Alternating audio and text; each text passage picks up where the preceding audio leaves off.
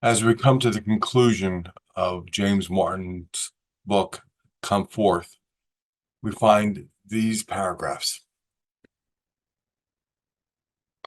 The important factor for John of the Gospel of John is that the sign of the raising of Lazarus prompts people to believe or not believe. It's what the Greeks would call a crisis, a time for decision.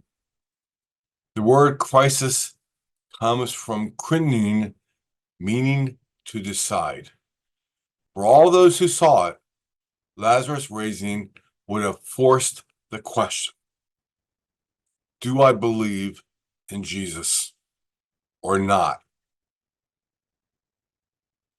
Martin writes, in our own time, most of those reading the story of Lazarus and most of those reading the book or having these discussions have probably already made a choice for Jesus. The crisis for you may be different. Do you believe that Jesus can give you new life? Not in the way he gave it to Lazarus, but in your life as you live it.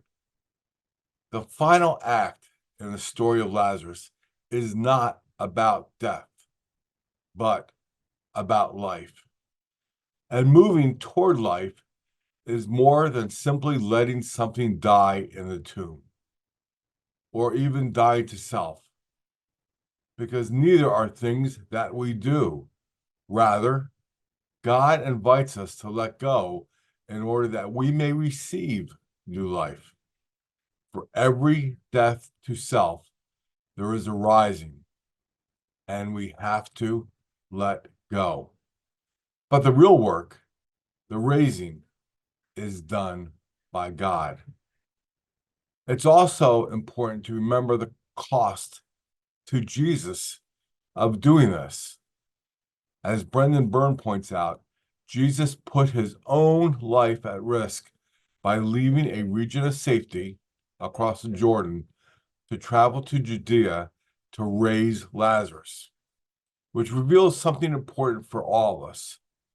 Here lies the most profound truth of the sequence. Lazarus stands in for each one of us. Each one of us is Lazarus, the friend of Jesus, the one whom he loved. For each one of us, he left the safe country of his existence with the Father in order, at the cost of his own life, to rescue us from death. What does this mean in practice? None of us is going to be raised from the dead as Lazarus was, but we are invited to accept not only that God can give us a new life, not only that God wants to give us a new life, but that God is giving us a new life in many ways.